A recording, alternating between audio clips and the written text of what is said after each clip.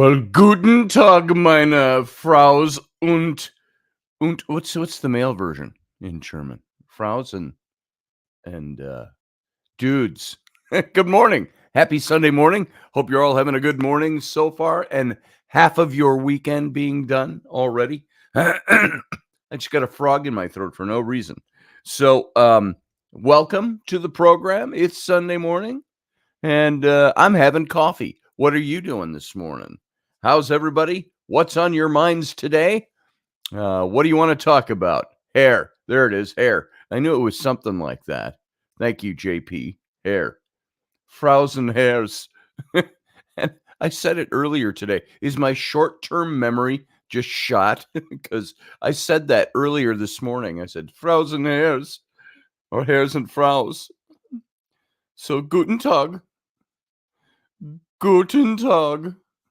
There was when I was working with Eric von Daniken for the Paradigm Symposiums. He would come and he had an assistant, and he lives in Geneva, Switzerland, and he has an assistant who, of course, is local to Geneva as well. His name is Ramon, and Ramon would get on the phone with me when we were making arrangements, travel arrangements for Eric von Daniken and him. He had to come along as well as the assistant, and that is the way he talked. He would get on the phone with me. He was a very young man, and he had an accent that was a little bit like that, and he was German, and I'm sure he was Switzerlandy, whatever they call the Switzerlandese, and he was Swiss, and so he had that accent, and he was the one that would always tell me, "Oh, guten Tag, guten Tag." Mister, he called me Mr. Roberts, and guten Tag. And I said, you can call me Scotty. Yes, Mr. Roberts, I call you Scotty. And he would say, just remember, whatever you do with the scheduling, Mr. Von Daniken does not exist in the mornings. So schedule him nothing before noon. So anyway, that's where we picked up that affectation since 2012 was when I was dealing with them. The last I dealt with them was in 2014, but dealing with Ramon. Guten Tag, guten Tag. We do not exist in the mornings, so we will come in and be quiet while we do this show, okay? Meine Fraus and hairs. How's that for an entrance to the show this morning? It's a glorious weekend here. I hope it is. See, frog coming up this morning. I hope it is for you too in your neck of the woods. It's going to be almost 80 degrees today. And last week it was a lot colder. We hit 70s a couple of weeks ago, which was odd, and it seemed early. Damon and Heron. Damon und Heron, says JP. Yeah, but JP, you have to say it right. Damon und Heron. You have to have that lilt in your voice. So you can go, guten Tag. Ich habe su, use deine Betzimmer. There, that's all the German I know. So, and of course, I would sing to Raini all the time in German opera. That was my love chant to her. I would walk into the room and I would bellow it, and she's still sleeping over there. She did the much. I'll tell you where she was. She was gone all night, but I would walk into the room and sing at the top of my lungs. Ich liebe dich, liebe dich, liebe dich, liebe. And that's all I knew. And so only imagine that in my full operatic voice at the top of my lungs. I do German well. Thank you, my butts. JP, don't make me call in. I won't make you, but by the way, those of you who are here, if you want to call in, JP, there it is. There's the link to call into this show this morning. You will appear right down below my window along here. I'll see a little tiny square with your face in it. You can even move and I can see you and stuff, but it's grayed out until I click on you. So you can call it Carly Sagan. Oh my God. She lives. She is here in the flesh, so to speak. Good to see you, Carly. She says, "Good morning, everyone. Been a minute. Sending you all positive and healing vibes. Much love and light and favor and blessing. Thank you. Nice to see you, Carly. You're not Carly. No, I am not Carly. Jason. And yeah, this is incorrect. I am not Carly. You need to stop calling me these things. we will call you the names here. Yeah. We're talking about the Damen and the Herren. Yeah. Damen and Herren. Yeah. Damen and Herren. It sounds like a bad sexual game with birds. I do not like it. I took like 2 years of German in high school, and then when I was in Afghanistan, I interacted on a semi-regular basis with the Luftwaffe at Camp Marmel because they ran everything in the ADAG or the PAX terminal, the passenger terminal for all the military flights. You know, I will admit, every time I hear Luftwaffe, all I think is of World War II. And it's like, oh, they still. Right. I remember the first time I heard that. Oh, they still call themselves that. Yep. So, they do. Now they don't. The army doesn't call itself the Wehrmacht. Yeah, I suppose not. They're the Bundeswehr. The Bundeswehr. Yeah. See, I can't do German without doing my doing a little, yeah. My little thing. Make it a little, interesting. Yeah. Yes. So when I was in Missouri and I was still in before I got out, I did a bunch of theater at the local theater, and the first production that I did was a play called Auschwitz Lullaby. Auschwitz Lullaby. And really good, kind of heavy. Yeah, I'll bet. Yeah, it's about a family that ends up in Auschwitz, and then the father is a Jewish pathologist, and he ends up getting kind of singled out from all the other work details and works for Joseph Mengele, doing things with that. But yes, he has to go in and clear out one of the gas chambers. Oh boy! And he finds somebody who actually survived, and it's a young woman. And in the gas chamber. In the gas chamber, and they're like, "Oh my God, she's alive!" Well, we can't let the Germans find out because they're just going to throw her back in. And so it's this whole thing of them hiding her and trying to get her out of the camp and snuck into train going to a work specific only camp and not not the death camp. And then he gets into this weird kind of relationship.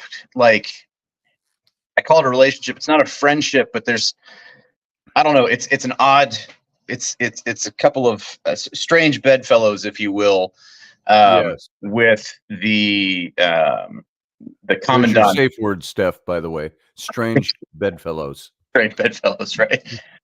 But with the commander of Camp 2, where they're in, who's this guy who was a German factory manager who got his arm injured in a factory, in an accident in the factory, and he was a morphine addict and an alcoholic and all that. Well, there's a light play for Friday night. Yeah, exactly. And this guy was Hauptsturmführer Hans Gunther. Hauptsturmführer Hans Gunther. Yeah, so Hauptsturmführer, like, I'm trying to remember. Hauptsturmführer is like an equivalent of like a captain or a major, and get it. And he's running the camp, and he kind of spill all over. Yeah, I had to play that guy. Thank you. You'll have to get some stuff to go ahead. Keep talking. I'll go on mute. My daughter just spilled her slushy all over my feet. Oh no! Yeah, I don't care where it's from. It's from Dunkin' Donuts stuff, and I'm like, I don't care. It's all over my rug. But so I had to play. I got cast as this guy, and so there I am at work with my script, researching various German accents, and also reading it. Like, I'm taking it in with me at work. So in between blocks of instruction at the schoolhouse where I was instructing on bass, I'd be sitting there in my cubicle and I'd be going through this stuff, and I'm like, "Hey guys, if you hear me randomly talking in a German accent, I'm studying for a part." Go find a dustpan. Go ahead. Here. Let me mute myself, and you keep talking. And so, I actually ended up sourcing reproduction like SS officer uniforms, because the ones they got from the theatrical supply company down in Springfield looked like it came from Spirit, the Halloween store. It literally came in the same like plastic cellophane bag. Yeah. And it was a very small, intimate theater. It had the max capacity was like 86 or 90 people, right? And so very intimate. And it's by the way, before you go on, I just have to answer Steph. She says, Scotty trying to get Raini to suck on his toes by using a slushy flavor. Interesting tactic. My answer to that, no, it doesn't take much of anything. All I have to say, Steph, is Guten Tag, meine Frau. So, all right, go ahead. So I ended up actually like sourcing SS officer uniform reproductions and things like that, because if you're going to be that close to the audience, you don't want to be with something so heavy. It deserves the respect of attention to detail. Yeah, and so you're one of those like those character actors. What did they say? Viggo Mortensen in Lord of the Rings. Oh, like one of those method guys or whatever. Everywhere he slept with his sword, he was Aragorn. Or Daniel Day-Lewis was Abraham Lincoln. Kind of right, thing. exactly. And it paid off. Uberhaufensteiber, Uberhaufensteiber haben. Hauptsturmführer Hans Gunther. Hauptsturmführer. So it paid off though. End of opening night, we get out there, we do the cast would take a bow and everything, and then we'd actually just come out and sit on the stage so that people could come up and talk to us, because nice, right there, nice. And so I'm sitting there on the end of on the edge of the stage in my Waffen SS officer uniform with the tall jack boots, going up to the knee, with my legs just doing this on the end of the stage. Do. And this older lady comes up to me. Not when I say older, I don't mean like in her 80s or anything, but late 50 to mid 60s. You're not talking elderly, you're talking old like me, still young old. Right. Young old. And she comes up to me. Oh, hold on. There goes my hey. My kettle was starting to whistle. Yeah. So she comes up to me. I'm sitting there, and she leans in. You played a very good German. I didn't like you. And I was like, nice. I did my job. Then I did what I was supposed to do. I got into and now looking back in my memory, I don't know if he was placating me, or what's the other word for placating someone? Humoring me, but there's another word. I can't think of what it is. When we did our Scottish regiment, and we were open to the public, we did these historical events, and I was talking, and I'm not warmed up on it at all, but we, you get that little husky thing going in your throat from having too much scotch. We weren't playing drunk on the street when we had audience there, but smoking pipe, had a little clay pipe in my hat, and all of that, and I was speaking in this really deep brogue of some kind, and I had a little you do the little speech and impediment with it, and I'm not doing it right now, but we'd been doing it for days, right, and living it, and you're talking about, and the man comes, he goes, oh, where in Scotland are you from? And he's old Scottish guy, and not elderly, young old. Where in Scotland are you from?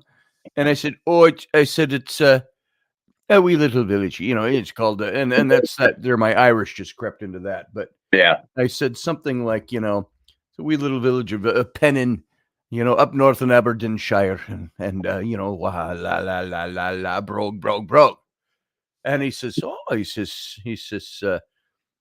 I wasn't sure if I heard that in your voice or not, but I says, okay, I good to where, and this, and the conversation went on for a good 20 minutes before somebody walked by and said something to me, and I broke character for a second. And I said, it's over in my tent, and something like that. And he's like, oh, or whatever he said.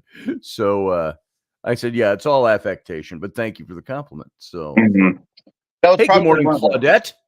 It's probably And one of the Morgan best. Snow, and those of you I haven't said good morning to yet, Susie Q, Steph, Field Guy is here. Good to see you, Field Guy. And so, anyway, carry on. Oh, I was going to say that's probably one of the best compliments I'd ever received in any theater that I'd done. I did not like you. Right, you played a really good German, and I didn't like you, and it's I like did not like you. I did my job. Like that's No, so. she was satisfying. authentically German, right? Yeah. She was real German. She was real German.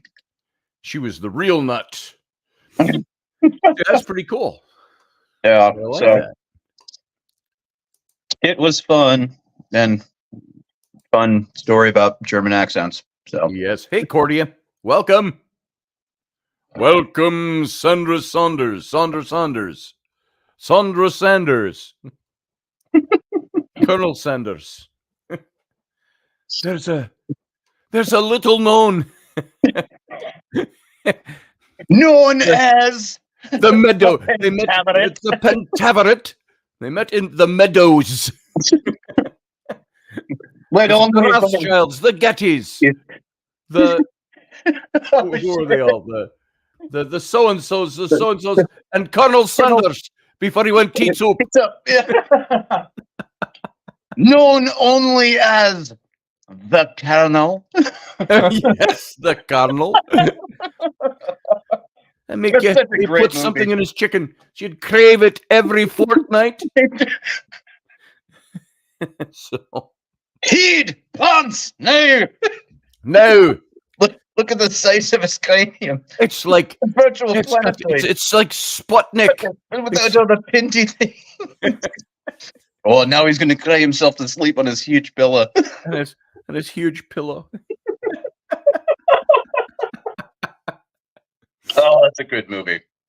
I love that movie. I think it's great, folks. If you don't know it, so I married an axe murderer with Michael Myers, and he plays his own Scottish dad in that movie, and it's a hoot. Yeah, or when they're at the wedding. Yes. If you want my body and you think I'm sexy, come on, baby, let me know. Piper down. Piper down. Piper down.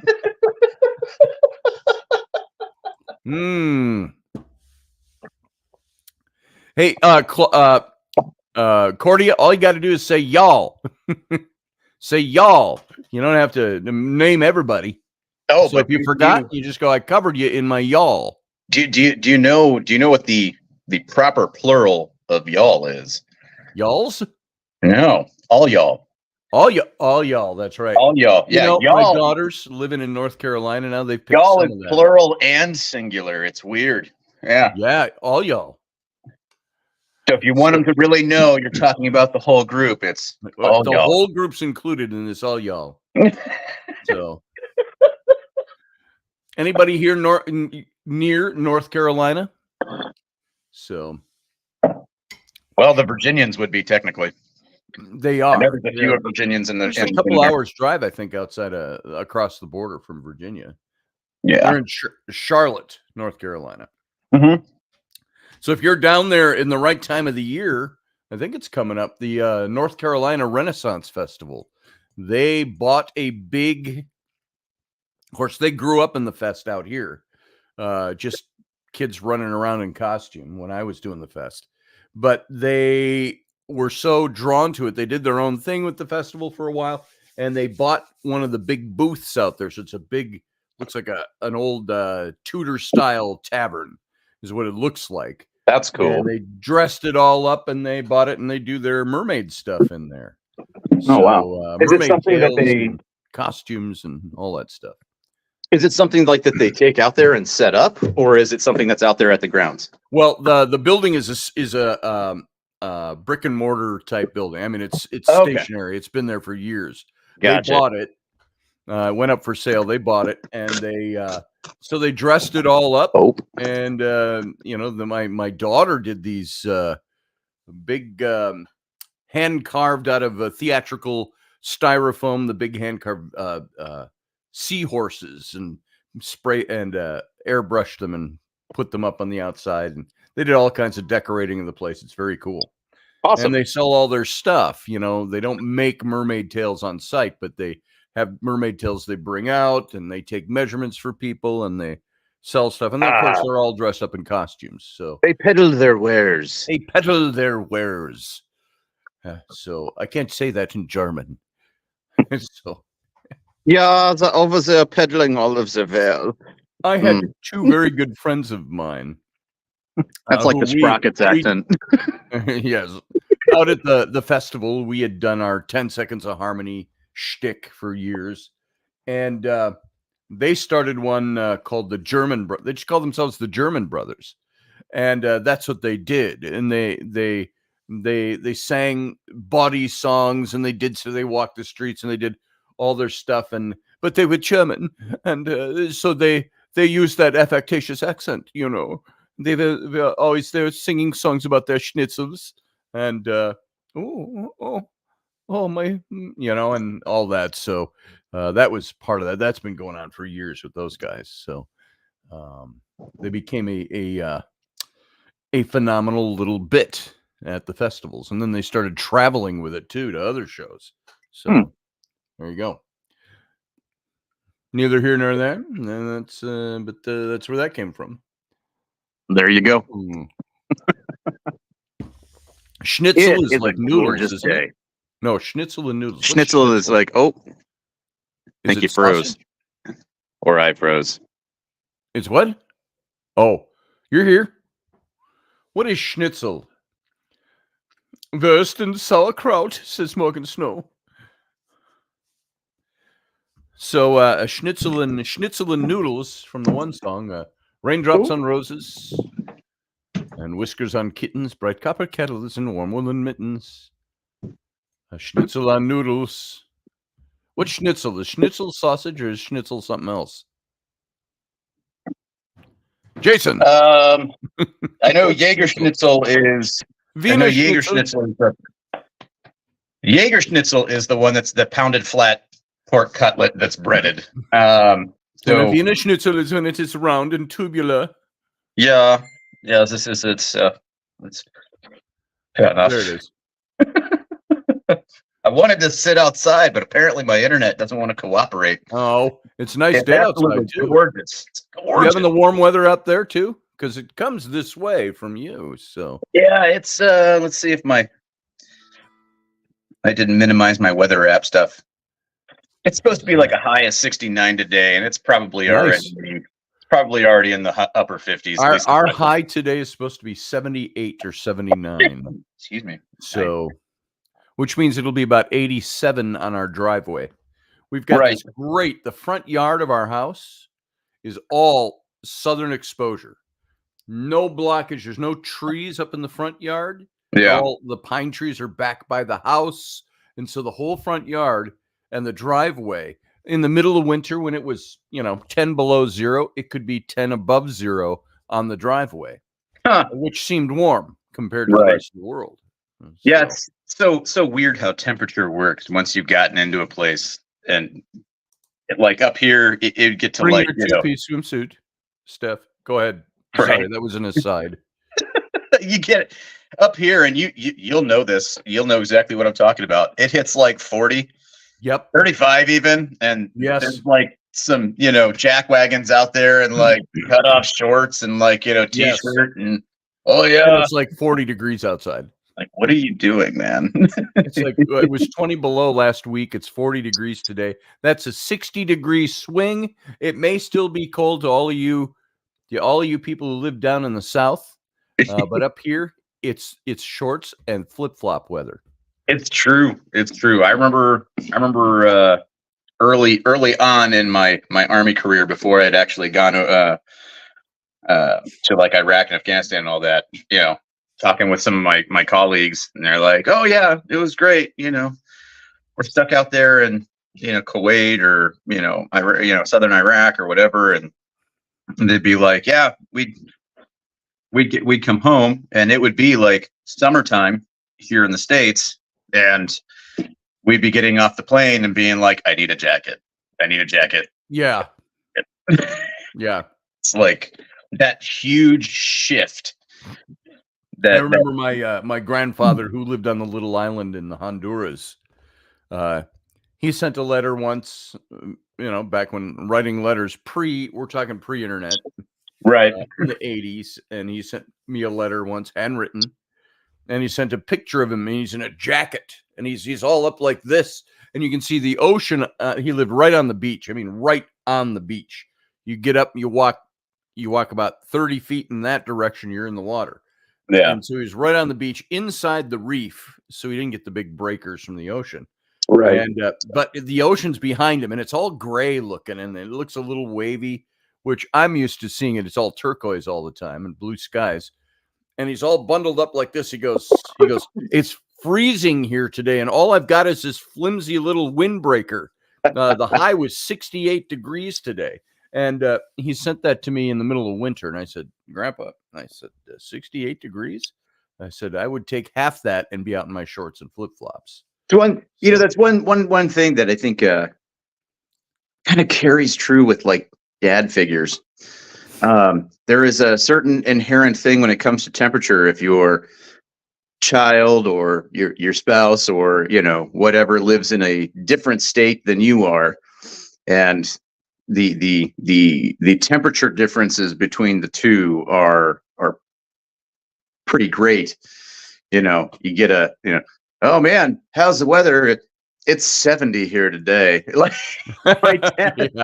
my dad through the winters out here he messages me, and he's like, "Hey, how's it going? What's temperature like?" It was 50 today, and it's like -40, and we're just like, God damn. Yeah. Like, I'm 90 degrees different from you. And Susie by the Q way, apparently loves to Susie play Q? Monopoly. Susie Q says, "I love to play Monopoly." Susie Q, my response to that is, "I like sandwiches." Here's what I So- want to know. You like playing Monopoly, Susie Q. So if I understand this correctly, you enjoy the destruction of friendships, relationships, and families wholesale. That's what you enjoy, because that's what Monopoly is.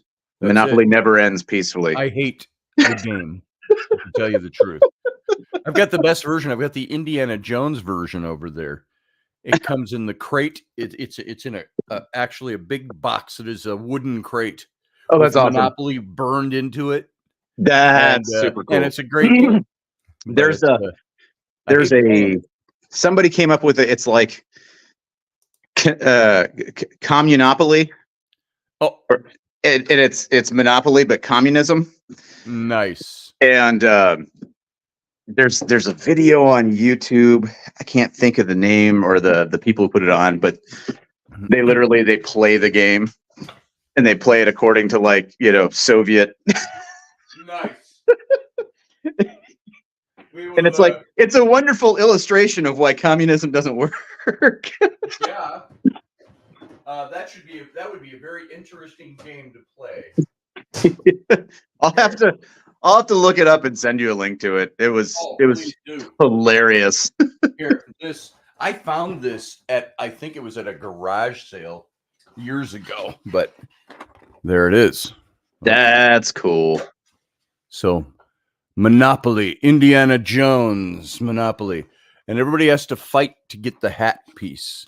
I was going to say that the pieces have got to be like the hat, the whip. What we got in here. I haven't opened this for a long time, and it's great because the like your hotels, are your little I don't know if you can see that very well, but your little mini Ark of the Covenants. Nice. That's your hotels. Then you got your houses are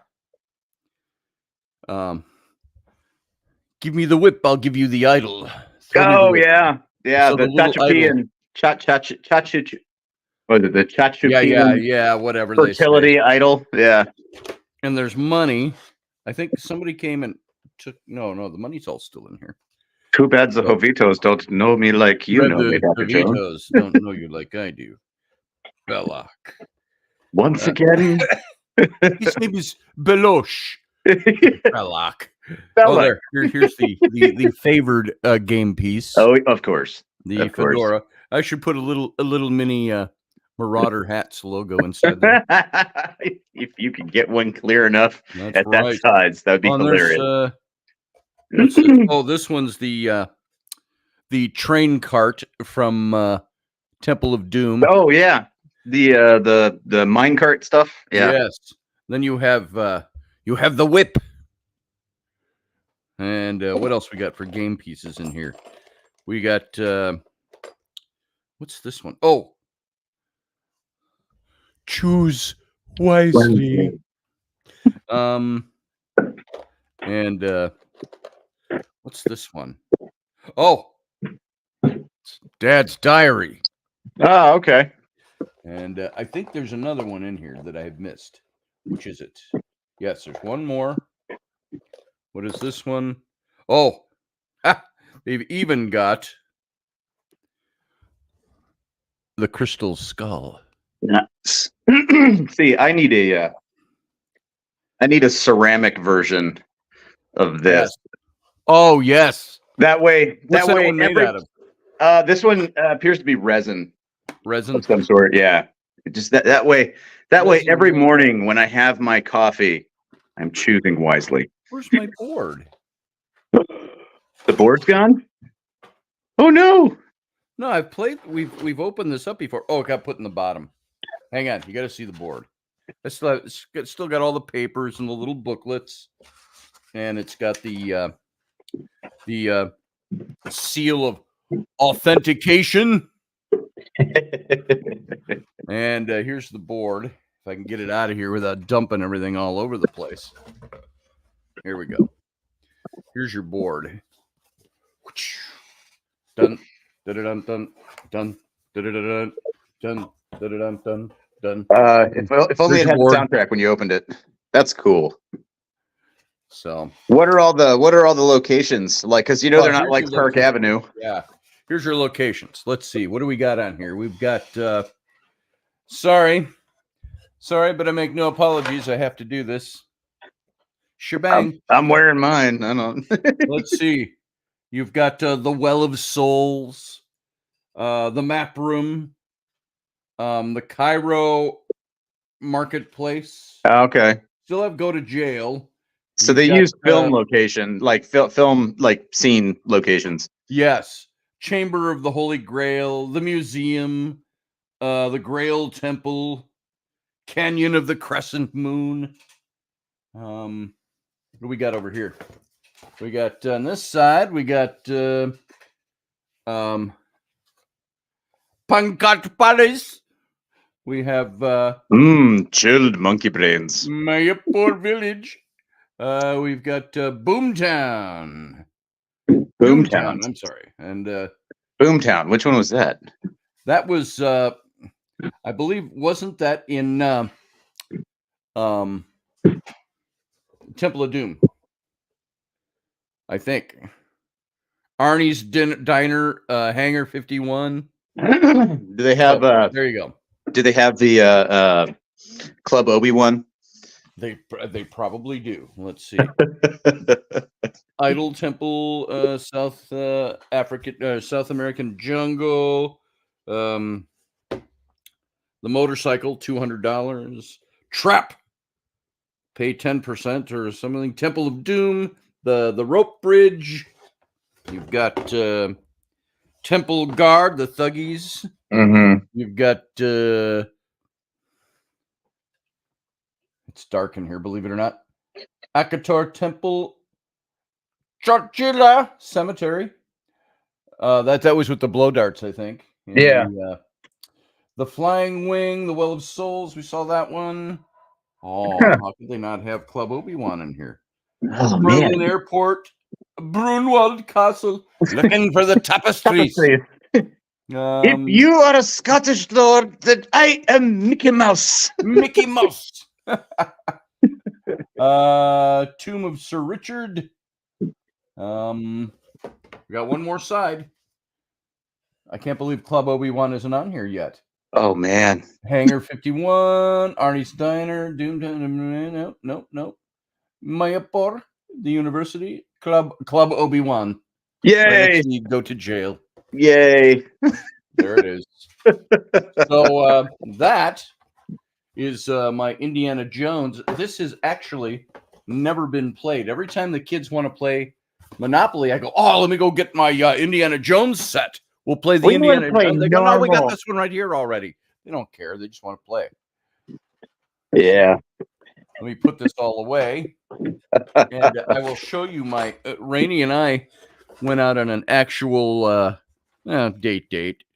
You know, our dates are weird. Our dates are, you want to go to the grocery store? We got no kids. Let's go. See, you know what?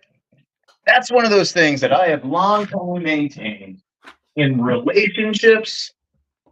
Those trips are completely underrated, I would say. They are. Like, those are some of the best times. It sounds stupid. Somebody's probably going to think like, wow, that's Jason's definitely not a romantic, but it's like, that's right. There's something in the simplicity of doing it, but you're doing it together. Yes. Like, there's value in that. And like, I love going to the store with whoever I'm involved with, you know, like, yeah. We have a good time. You know, you're cash. So Rainey and I, the other day, I said, hey, make a trip into the toy department, Target, you know, or kids aren't allowed. You know, there's those dates too. Mom and dad are going, oh, can we go now? You're not coming. It's mom and dad.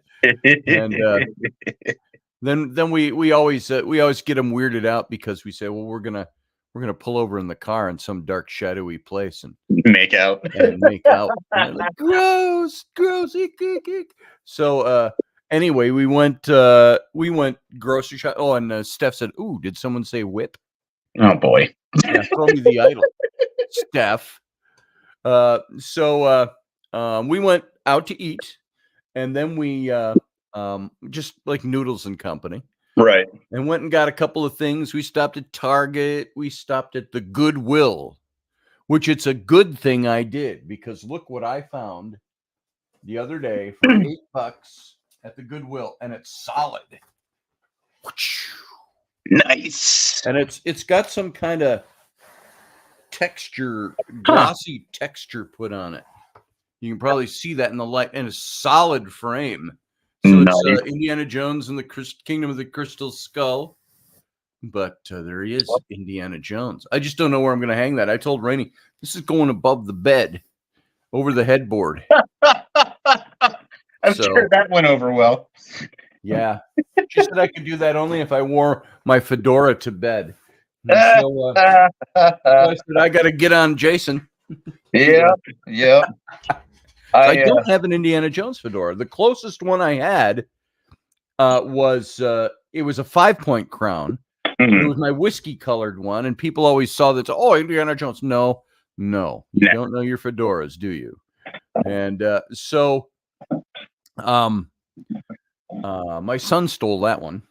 I think we have basically we're fedora snobs, which I don't know how that really figures into the snob hierarchy. The snob hierarchy. It goes into the. I wrote an article for John Penman once for Penman Hats on his site, and he had little things that people would write, and I wrote up a little article on how the American male dresses now compared to. I said, tell me the average American male who has a haberdasher that he sees on a regular basis, or a hattier, and you'll find me a rare man indeed. And I said, now there's nothing wrong with, look, I'm in a t-shirt today, but there's nothing wrong with wearing a t-shirt and shorts, and I'm actually pantsless, but that doesn't matter because you don't see that part of me on radio. But the American male The pandemic ruined it for everyone. What? Yeah, I've just ruined it for everyone. The Well, a few pandemic of you ruined it for anyway. everyone because all the Zoom meeting mishaps of the people wearing Oh my God, yeah. sport coat. You and know, tie, every time no I pants. come on to a Zoom meeting without any pants on, I make sure, my camera's positioned and it's off when I stand up. So, yeah. So, no, I'm in shorts. I'm in a t-shirt and black shorts. So, but my point with this article was that the American male costume is t-shirt, shorts, tennis shoes or flip-flops, and baseball cap. I said, this is where you see, I challenge you all, go outside when it's warm weather, go outside, and that's going to be 98% of the males you see are dressed in t-shirts, shorts, flip-flops, baseball caps. Now, I'm not talking like, oh, we've got a heat wave and everybody's just dressed way down. It's like as soon as it gets to 40 degrees, it's men out in shorts and flip-flops and baseball caps. And Yeah. oh, Randall Flagg's got this same shirt. Goonies. Did I see or hear someplace that they're doing a second Goonies? I don't know. Some of the people are no longer alive, I think. Well, let's see. You've got Sean Astin, well, no, it was Sean Astin who Jeff played Brolin. Samwise Gamgees Yeah, in Josh Lord of the Brolin. Rings. For those of you who did not make that connection, he was the kid, the main kid, the 10-year-old in Goonies. You had who was he was just in Dune and many other things you see him. Josh Brolin. Josh Brolin, who looks so much like his dad, it's unbelievable. But if you remember, I don't remember. Was it James Brolin? Trying to think. James Brolin in the late '60s, early '70s. He was in. He was the young, good-looking doctor to Robert Young's Marcus Welby, M.D. Old series. But they were supposed to make a sequel years ago, said Steph, but I think it's stalled. Yeah. That's how those things go, Well, Sean Astin needs to, resurrect his inner Samwise and carry that thing. He could. Because we all know the true hero of Lord of the Rings. Yes, it is not. The true hero is not Frodo. Samwise Gamgees. And yeah, he does. I saw him in some series that was my kids were watching it. He was a dad, and I can't remember who he was married to. It was a girl who you've seen in other things, blonde but middle-aged now, and they were parents, and they had an adopted daughter that was in trouble all the time, and it was a big story arc through the whole series, and I thought it was kind of a dumb series, but I'd watch him, and I liked what he brought to the table, and there were parts in that series as they were wrapping up this story arc. It got so deep and so psychologically deep, and parents and kids and who you love and it's like this girl, finally she runs away because it's the only life she's ever known. And she gets to the first stop, and he and the whole family are waiting at the stop for her, 5-hour drive away. And, Right. And the dialogue was good enough that brought tears to my eyes as a dad. And so Yeah. I like Sean Astin a lot. And Yeah, I liked him in 50 First Dates. Remember that movie? Yeah. Adam Sandler. I'm not a huge Adam Sandler fan, especially lately. But he was the brother, right? Weird. What? He was the brother. He was the brother, Yeah. the workout brother. Right. He always worked out, and he talked kind of like this. He had this lisp that he used, and bright color like gym clothes and meth. Yep. Backwards hat all the time. And he was good in that. That was fun. But bringing back the Goonies, maybe they are all still alive. I would only watch a remake of that if Steven Spielberg directed it. I don't think the guy that played Sloth is alive. Oh, Matusek. He died. Yeah, I think he passed. He was a big wrestler. Yeah. Hey, you Hey, guys. you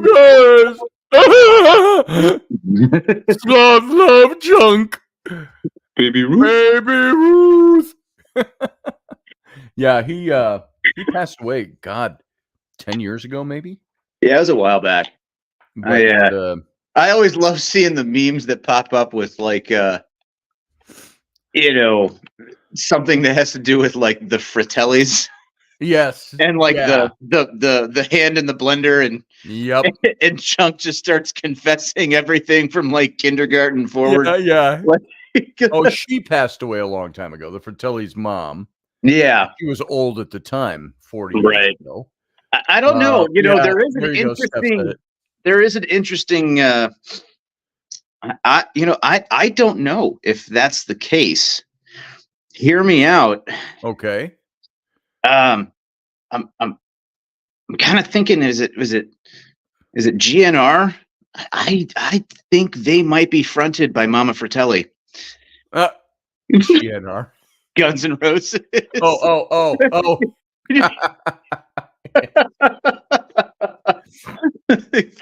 Because he has not aged well.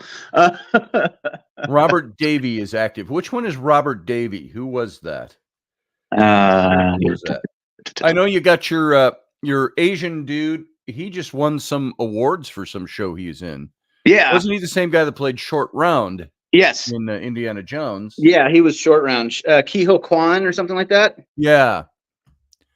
I wish they'd have done a little bit more with Short Round. I would have loved to have seen him brought back in one of the movies. We all wanted to see that. Like, you call him Dr. Jones. Jones, lady.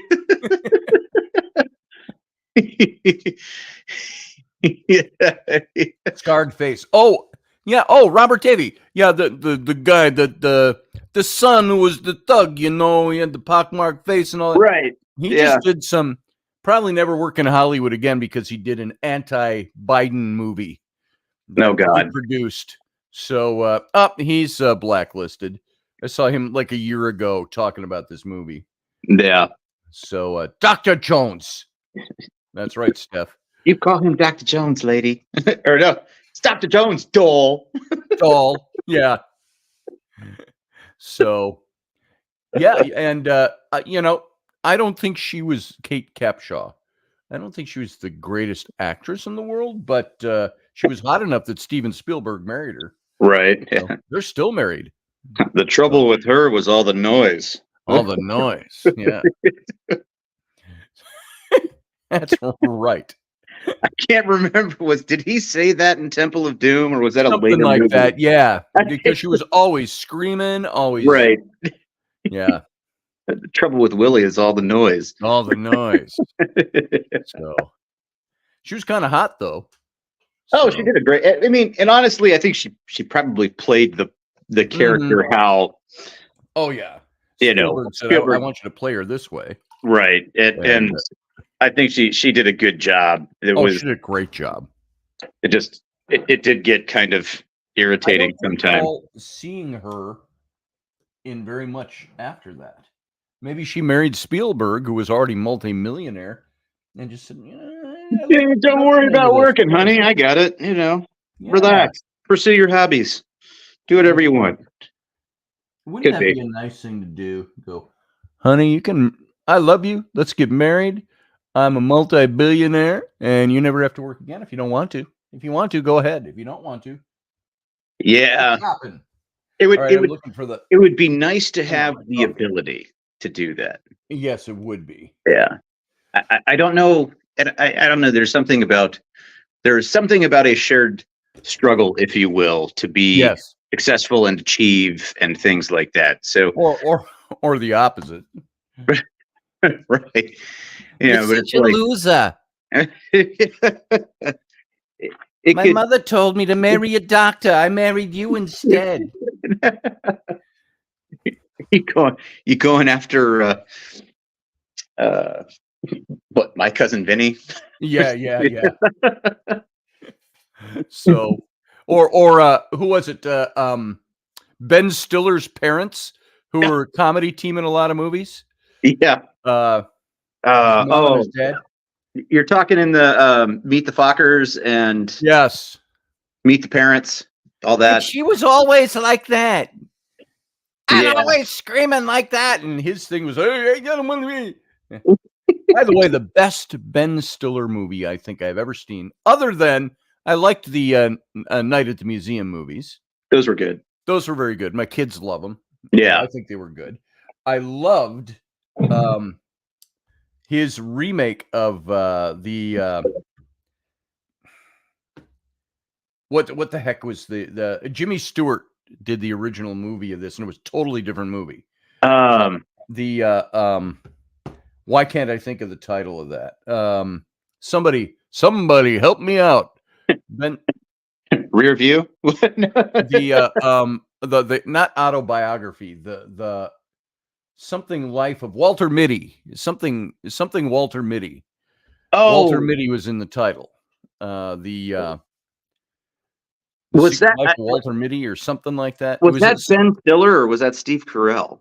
That was Ben Stiller. Okay. And he did a fantastic job. Secret Life of Walter Mitty. The Secret Life of Walter Mitty, I think, is what it is. Was that originally a Jimmy Stewart movie? I thought so. Walter Mitty, if you look it up, Walter Mitty, I believe it was a Jimmy Stewart movie. It's called The Secret Life of Walter Mitty, Ben Stiller. I've got it in here, but it's a remake, but not really a remake because it's a totally different movie. Right. There's the one where it's the man who, what is it? The Man Who Knew Too Much, or what was it? Where Jimmy Stewart was always like, basically he had like an invisible person, like Rabbit or whatever. Oh no, it was Danny Kaye played The Secret Life of Walter Mitty. Okay. Danny Kaye, one of my favorite old actors. I loved him as an entertainer. Yeah. No, he was very good. So Danny Kaye, but Secret Life of Walter Mitty was really a moving picture. Danny Kaye played it was very comic. And there's lots of comic moments in Walter Mitty with Ben Stiller. But he's the basic premise. He works for a publisher and it's been bought out, and he's got to go find one of his last big great acts is to go find this photographer. He has to find this photographer, like a National Geographic photographer. For some reason, they can't find the original slide, and they're putting all this expense into having him go find him out in the world somewhere. They don't even know where he is. Mm-hmm. And so he has to follow these trail. He ends up in Iceland. He ends up in the Himalayas, all of this stuff looking for this guy. Right. And that guy is played by somebody I don't like very much in real life, but he hasn't X'd me off his list like Robert De Niro has. But Sean Penn plays the photographer. Oh, and you don't see much of him until he actually finds him. Right. So, and that's not a giveaway of the movie, but honestly, I'm going to be completely frank with this. I think Ben Stiller's best work ever, and right alongside him, you have other greats of acting legend. Robert Downey Jr. and Jack Black and Tropic Thunder was amazing. Robert Downey Jr. in Tropic Thunder, right, was amazing.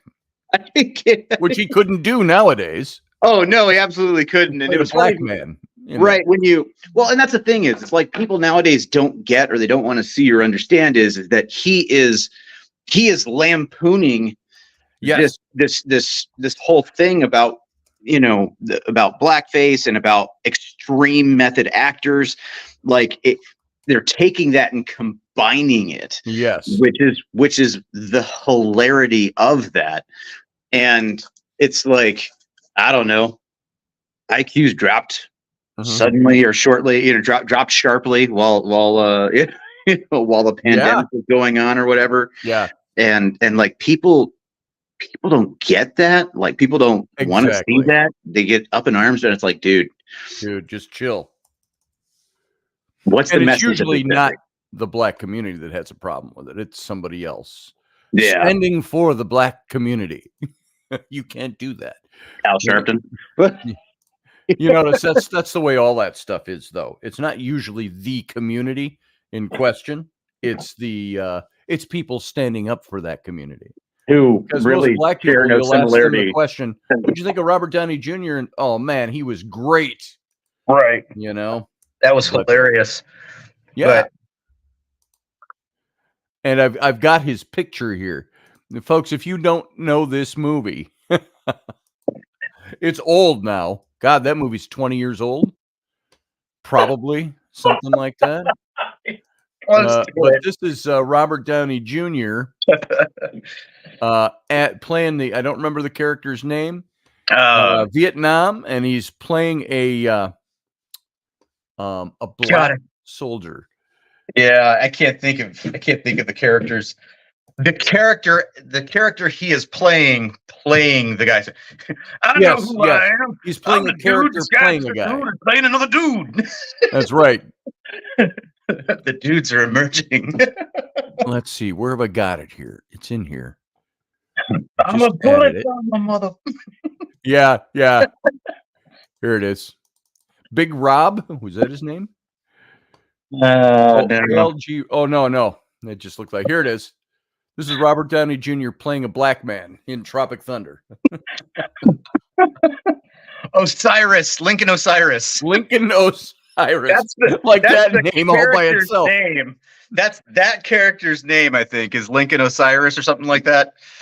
And but I'm trying to remember the character that Robert Downey Jr. is playing, who's playing Lincoln Osiris. Right. So many layers. It's genius. It's just amazing. And he did such a great job. Well, and then like at the beginning when they had all the movie trailers for all of their movies. Oh, yeah. It's like, oh, God. Yes. Doug Speedman. I've got to watch it again now because it's been so long. Oh, God. Yeah. Anyway, there it goes.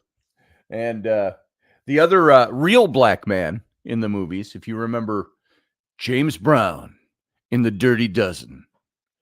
When was The Dirty Dozen made? In the late 60s? I think so. Computer, when did the movie The Dirty Dozen come out?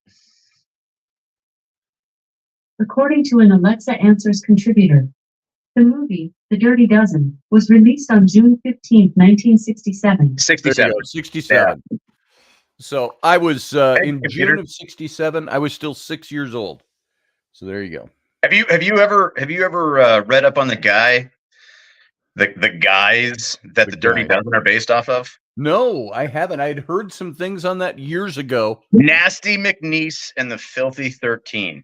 Nasty McNeese and the Filthy 13. I'm gonna have to look that up. Totally true story. Guy was so. You've seen the photos from D-Day, like just before D-Day, when they're all prepping to go, and you see them shaving the mohawks into their hair and putting the war paint on. So Nasty McNeese was like part of those guys that did that. Oh God, there's a picture here on. I called it up. Wikipedia came up for the Filthy 13. Yeah, it's got a photograph on Wikipedia of them shaving each other down and putting on war paint. Yep.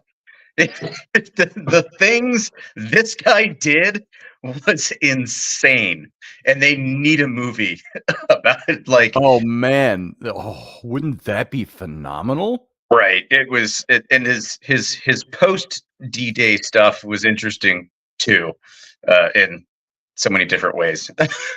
But like by the end of the war, he had become a Pathfinder. So Pathfinders would jump in ahead of. He was Native American too, and that was part of his deal. Or either he was, or he said he was. There's something behind that. He did what he did to honor his Native American tradition, is what. That's what he told them. Yeah. Right. So he became a Pathfinder after D-Day, Pathfinders would jump in, behind enemy lines, and they would basically set up like, hey, here's the drop zone. They would put out, marker panels and, various things like that. And it was like the attrition rate in combat for Pathfinders was something like 82%, right? Like it was in the somewhere in the 80th percentile range. We're going to die. Right. Right. And, so him and his guys that he trained up and worked with, like by the end of the war, they actually ended up at the Himmler's castle, where Himmler had like brought in all of these racehorses from across and like had them stored there. And they took the horses and were like, come on, guys, we're bored as shit here. We're going in down. Oh, sorry. And there they are. Right. And so like they ended up just like it's really bad. A couple of the horses ended up dying because they just worked them too hard. But like, yeah, they ended up doing all kinds of crazy stuff like that. And for like the last few months in the war, when they were occupying this town, he ended up dating the daughter of like the head person for the Hitler Jungen. Oh, nice. So he was like, "How you doing?" It's like, oh my god. Okay, so you just. This is it. The Filthy 13 was the name given to the first demolition section of the regimental headquarters company of the 50th 506th Parachute Infantry Regiment, the 101st Airborne Division of the United States Army, which fought in the European campaign in World War II. They were the inspiration for the 1965 book and 67 film, The Dirty Dozen.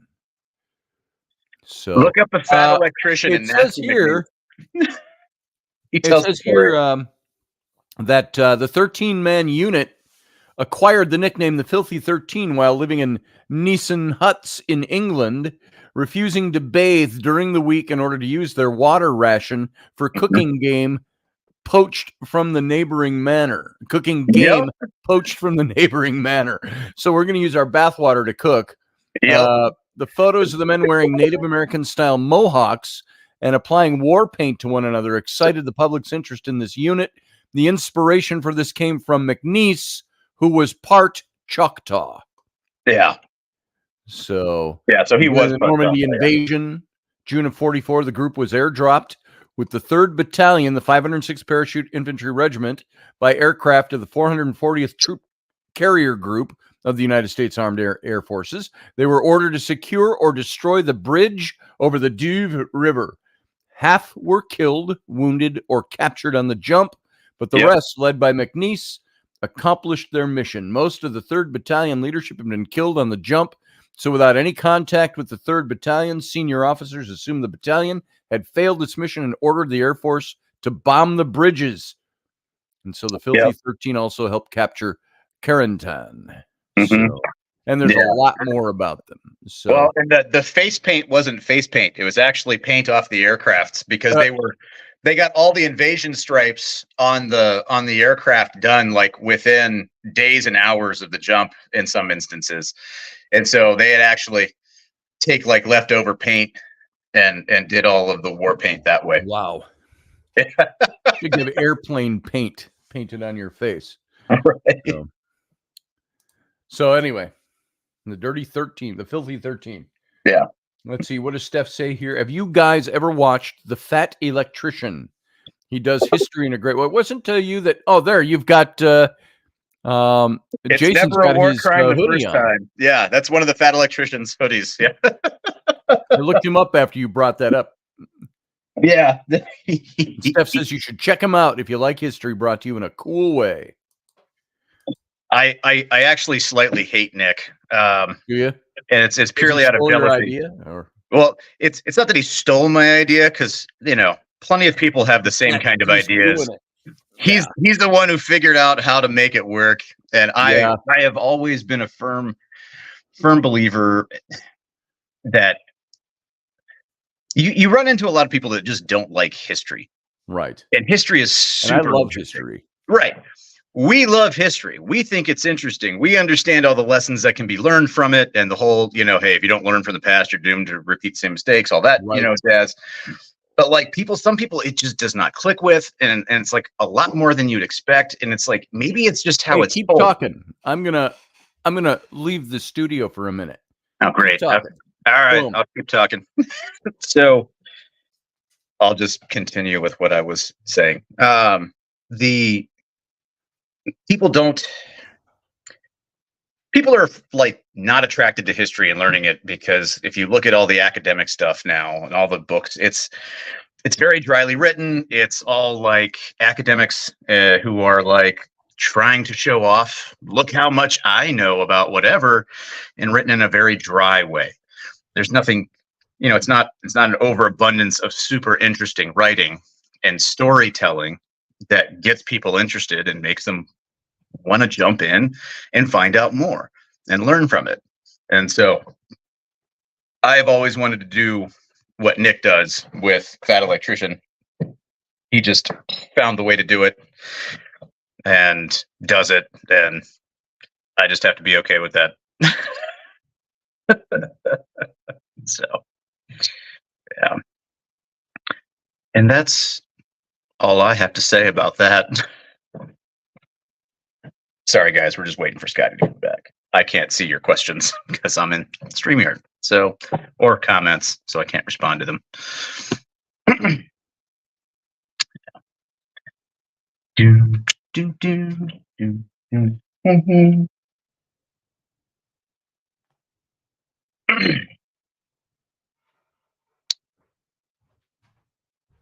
Scotty, I'm floundering.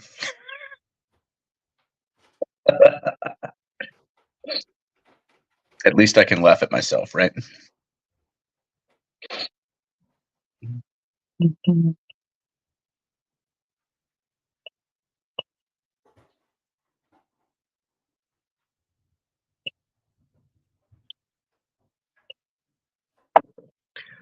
Let's see.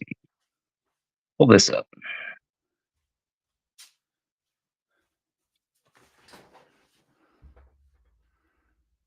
Oh, hey.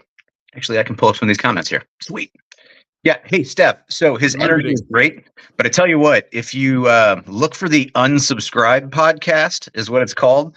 He's a co-host on there a bunch of times, and he actually goes into other side details from some of his stories that he's done, because it gets look. It's filthy. It's crass. It's dark, Like dark veteran humor. Steph, your virgin ears will not be able to. Right, sure. It will just undo all of her sensibilities. Which means go for it. But yeah, look for the Unsubscribe podcast, and it's a bunch of veterans, and Nick the Fat Electrician is on there quite frequently, along with guys like Brandon. It's not just a YouTube thing. Can I find it if I look like right now? What's it called? Unsubscribed? The Unsubscribe podcast. I don't know what other platforms they stream it on. I know it always pops up on YouTube, and they have a YouTube channel.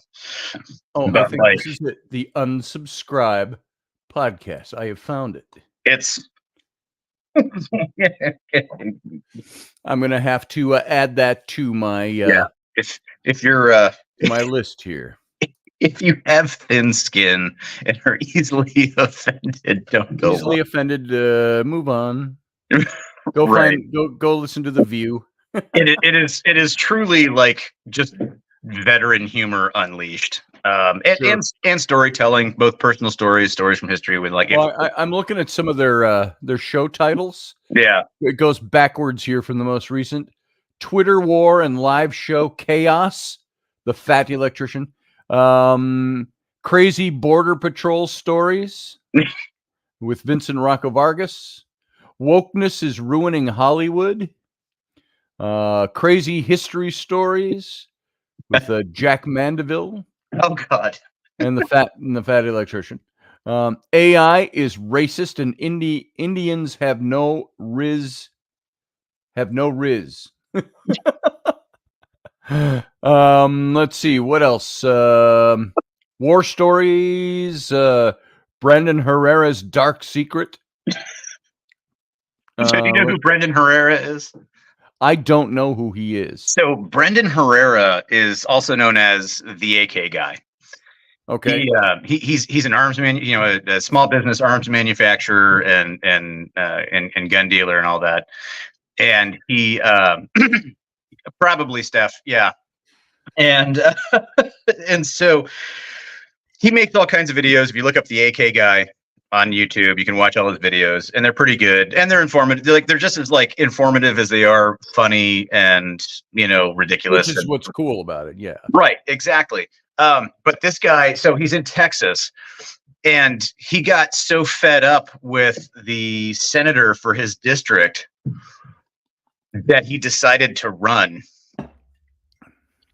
And so in the primary there for Texas, where he's at, God, I can't remember exactly where he's at. He's down close to the border.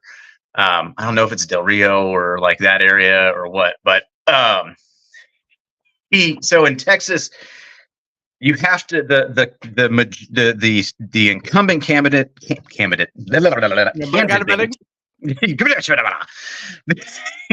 I understood you. Yeah, the incumbent candidate has to get 50% of the vote. Like if there's to be the person that is going to be actually going. See, that's a great rule. If you're an incumbent, you got to get 50% of the vote. Right. So Brandon Herrera him and the other people running managed to get this guy under 50% of the vote. Nice. And so it's forcing a runoff between him and Brandon Herrera. And it's Brandon Herrera is funny. He does cursed gun images and meme review stuff and sure.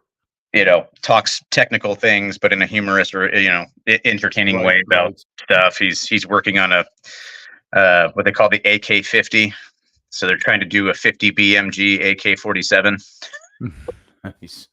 And they've been working on it for years. So it becomes a running joke, in commentary. It's like, when are we going to see the AK-50? When are we, all this stuff. And it's like, and he's literally building it. Like, this thing's crazy. When he does release little snippets of things, you're like, oh my God. But it's he's an interesting guy. Hey, I got a question for you. All right. What do you do with an old bullet if you don't want to just save it and put it in your cabinet? There's a bullet we found in Rainey pulled it up yesterday. Yeah. Cleaning out the old van we've got. Uh-huh. And it wasn't one of mine. It looks like we're talking a live cartridge. It's a little tiny. It's a little tiny, like a 22. Yeah. And but it's a live it's cartridge. all crushed. It's crushed and it's beat up and it's all this, but it's still intact. Mm-hmm. That's still a dangerous bullet. And she said, what do I do with this? I can't just throw it out. I mean, you could. I said, with a 22, with a 22, just get a hammer, get a pair of pliers, and pull the bullet out, and then whatever powder is going to be in there will spill out, and then you can just crush it to make sure the primer goes off. What was that, Steph? You're saying we're pretty hot? Oh, Brandon. He's gonna have the best hair in Congress.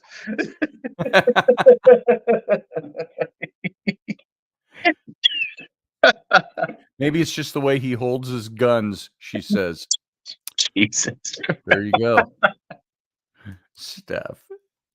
Leave it to Steph. Steph, you should call in. You should. Here, let's send you an invite. There it is, right there. Boom. In the chat room. And anybody else wants to call in, you can as well.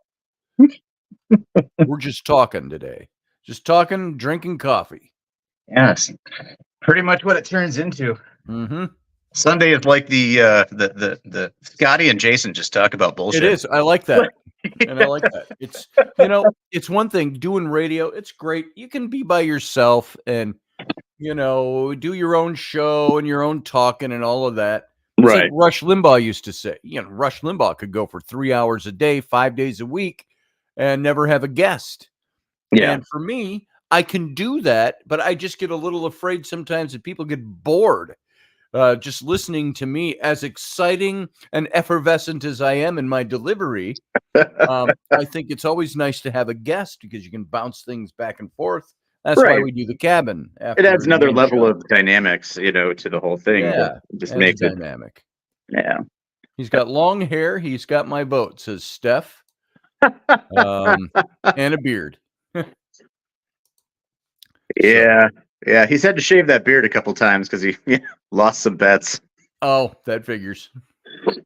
Turned into, like, you know, Chester the Molester mustache thing that he did. Like, My oh my man. 14-year-old boy now has this big long hair thing going on. Mm-hmm. And but he doesn't do anything with it. He parts it in the middle, you know, and it's down like this.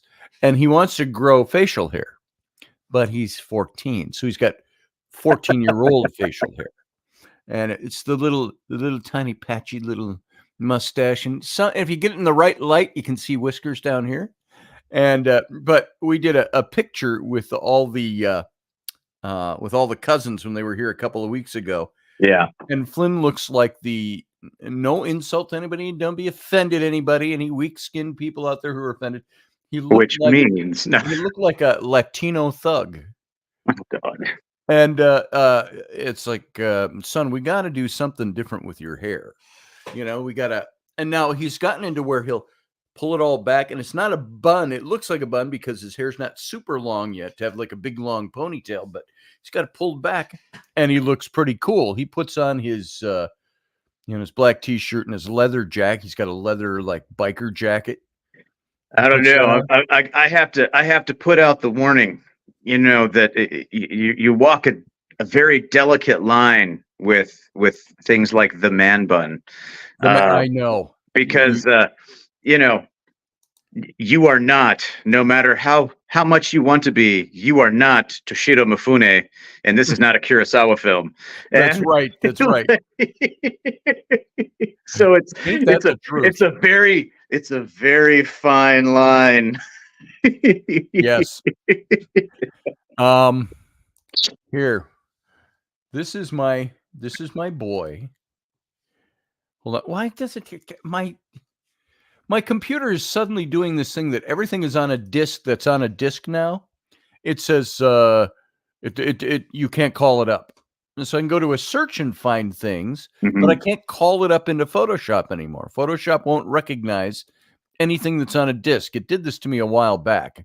And I don't know what I did to fix it, but probably a glitch with an update. I tell you what, it's at least it's not what happened with us at work. And somehow, some way, like basically the Air Force, when they did their one of their big system updates of all the computers, they push all the patches, you know, to keep everything up to date.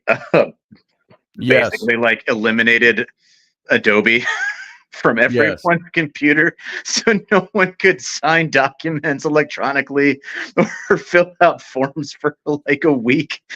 It was like, oh my God. Okay, who did this? Who did this? All this tells me, it just says file cannot be found. Nah. And it's even on my hard drive. Oh, can't find the file. So there's some new glitch in there. Sounds like Photoshop just doesn't feel like working today. Yeah, it did that to me last night for the first time in months. And I'm like, what? Yeah. You can find it. You gotta look, man. Just come on, get off the couch and go look through the closet. It's like going into Walmart. Hey, where do I find it's over there. It's like, thank you for that help. And I wonder if this will let me open it at all. Oh yeah, see, now it lets me open it in preview. I can open it. So I'm gonna take this. I'm going to take a screenshot of the picture. And let's see if it'll find the screenshot over on Photoshop, because I got to convert it to a PDF. So I want you to see and you've all seen Flynn. You all know what Flynn looks like. And now last night, he and I were watching Dune.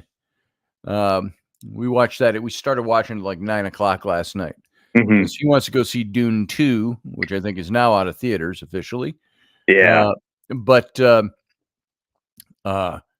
So he wanted to watch. Dad, have you watched the new Dune movie? I go, no, I haven't. But so we watched that last night. It was pretty good. And he goes, that's what I want my hair to look like. And the guy playing Paul Atreides, Muad'Dib. Let's see. There it is. Here's the cousins. Wasn't his hair kind of like all like poofed out and yeah, it wasn't like poofed out. It waving? was like you know how your hair gets when you've been in the desert for a couple of weeks. My hair was too short when I was in the desert to know what. That's true. Well, you know when your hair's longer and it gets dirty, Yeah, but it's like a good looking dirty. It's like it's good looking dirty hair, and but you get these clumps. And this character had hair like my son's, but the clumps would hang down like I think my son called it the curtain or something like that. Curtain. So what is it I'm trying to do here? Let's see. I got to do this. And I got all this just to show you that my son looks like a Hispanic thug. Let's see. And yeah, I'm going to be accused now of calling all Hispanics thugs. You Trumper. So let's see. Screenshot, desktop, bada boom. Bada boom. I don't need to preserve that. I need to save that. I need to go over here and load it. This is all just to back up my story, which doesn't need backing up to begin with. So apparently it does, though. Apparently it does. It just becomes, I get fixated on stupid things sometimes. Yeah, I get that. Okay, here we go. It's loading up. All right. This is my kids and the cousins. Yeah, was this with the man bun or without the man bun? Kids. Here we go. Okay. That was all taken in the living room 10 days ago, 2 weeks ago. And there's Flynn in the back, the tall one with the long hair. And he's got the little bit of fuzz here and the little bit of fuzz here on his upper lip. And usually it's just parted down the middle and just hangs. But you should sit down. Thick hair. You should sit down and watch Yojimbo and Sanjuro with him, and then see what he wants to do with his hair. See what he wants to do with his hair after that. Really? You want to look like Paul Atreides? Really? Yes. Shiro Mifune. He Paul Atreides last night reminded me of Flynn. The way Flynn's tall and lean. He's got incredibly well-defined lean musculature. I mean, he's a wrestler. He's a track and field guy. He does. He just had to learn how to do discus. Oh, nice. And shot put, but he's a runner, and so he's got that lean, very taut musculature. The veins popping everywhere, but he has no meat on him. I remember when I was like that. Son, how did you? I was never like that. I was always big, and when I got muscular, I got massive.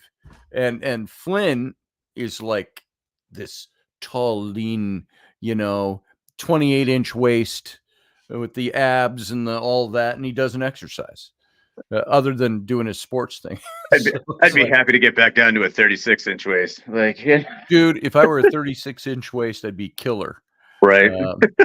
I just determined I took Raini had to go do an overnight last night. Yeah. I never finished that. She had to do a scout overnight last night, which is just a lock-in at the big scout facility with the climbing wall and all their stuff. Right. And so she was gone all night with the young one, and I took the two older kids. We went out for Chinese, and we were done with Chinese buffet, by the way. Mongolian barbecue. Good stuff. Oh God, that's dangerous. But we were done. I'm sitting at the table, and I'm like, God, oh my God. And I didn't think I ate all that much, but I was like, but you did. But I did. Was it hoo-ha? My stomach was like bulging out. It's like those guys you see, those middle-aged guys walking on the beach, shirtless. They're strutting their stuff, but they got their chest, and then they got this hardcore belly that comes out, and it's harder like rock, but it sticks out that far. And that's what I felt like after we ate last night. We had to go to we went to the store after that. We went to Target. And I'm like, oh my God, I can't even walk. I need a cart just to use as a walker. And lean on it. Yeah, so I could lean on it. And So I determined this morning, I said, I'm going to fast for 2 days just to shrink my stomach back down, not to diet, not to anything. I don't believe in fasting for dieting. I'm going to fast just to bring my, and a mild fast means I might only have a steak or something in there, not 3 meals. That's a joke. That's a joke. No, I'm going to fast a little bit just to shrink the stomach down and tighten it back up a little bit and then start doing some more hardcore exercising. So, Yeah, I need mean, to start exercising I'm again. 63. I'm not getting any younger. So it's like, wipe that out now or you're going to be a 75-year-old. Get in my belly. Another Mike Myers. Yeah, when I am done with this whole moving process, Yes. I'm making some changes I must make changes. for my own mental well-being as much as like my physical well-being. When I came back from Afghanistan back in 19, I weighed 174 pounds. I'm now at like 228, and it's like You're how much? 228. 228. How tall are you? 6 even. 6 even? Yeah. I used to be 6 foot once. Did you shrink? I said, yeah, I was six foot tall my whole life. I've said this before on the show, but 6 foot my whole life. And I went to the doc a few months ago and I was like 5'10" 7/8. And I said, no, do that again. She goes, you're 5'10" 7/8. I said, so you're pushing down my hair. Oh, I don't have any hair to hold the thing up anymore. But I said, where'd the other 1.25 go or 1.125 go? My doc said, little spinal compression, all of that. He says, I said, what am I going to be 4'11" by the time I'm 75 at the rate I'm going? And so I'm now 5'10" 7/8. And I like to bring that up. How tall are you? I'm not 5'11". I don't round it off. I just go, I either say I'm 6 foot or I say I am 5'10" 7/8. So, but I was 6 foot my entire life. Right now, I'm 270 pounds. Yeah. And so I got 50 pounds on you. Yeah. And so, and it's all right there. Yep. That's where all my weight is. And so The biggest shame of it all, though, is the fact that I can no longer wear all the really cool vintage clothing that I bought when I was skinny. And doesn't that suck? Yeah, so it just sits there in my closet, mocking me. I've got some costumes that I wore when I was in the festival. That black and red with the silver lions on it, and it was all leather. And I would put that on. It had silver clasps, but I would wear it open and with the open shirt and a necklace with a not a compass. What do they call those? The astrolabe on it. Oh, and looking studly with the sword belt and all of that. I put that thing on a couple of years ago, that doublet, and it was like, heck. I gave myself cleavage, but anyway, I don't have it anymore. Yeah, I probably could have gotten rid of a lot of the vintage stuff that I bought, but like, it's one of those things where it's such great pieces, and it's really hard to find anything, one, at a decent price, two, something that fits my frame in general, because of my height and my arm length and things like that.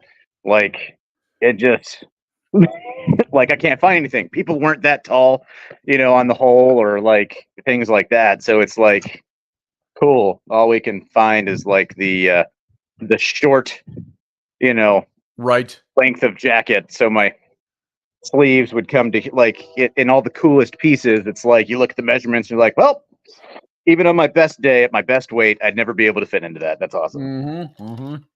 So I just hang on to it, and then I'll hit the treadmill one day. I need to. We've got a light in our bedroom, way over on the other side above the vanity, that shines just right. If all the other lights are off and that one's on, I can be standing way over on the other side, closing the door, and as I turn to go back into the room, it casts a perfect silhouette shadow. And so I get up there and I close the door and I turn and I go, hey, because it's like the guy on the beach, the big guy. I'm just sucking it in for the radio show, but it's the big, and it's like Speedo what wearing in the hell, Bobby. So yeah, that's when you see things and you're like, I don't know. Yeah, I think I could make my wife's day if I dropped about 50. If I was 220 was my prime welterweight. If I was 220, I was like almost gaunt. Yeah. And it was like, yeah, 220, baby. That's one of those things, though, is like when there's the whole aspect of like looking better in the clothes that you wear and, visually having a pleasing appearance. But like when I start putting on weight, I can feel it in my joints. I can feel it in my back. I can feel it in my hips. It's like I can feel it in my feet, and that just runs the whole way up the system, and it's like, oh God. But then, I feel it in my hips. Yeah. You know what I said to my kids last night when we went out to Chinese? I saw a predominantly the clientele there predominantly. What's Chinese buffet or old country buffet or place like this? That's creative gluttony is what those places are. Golden Corral. Golden Corral. This place, I saw more people. I saw more people walk by me on their way out the door, and they're really big and they're big and rotund, and they all walk like this. Yeah.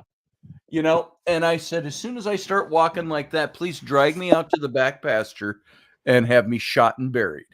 And then there was another guy.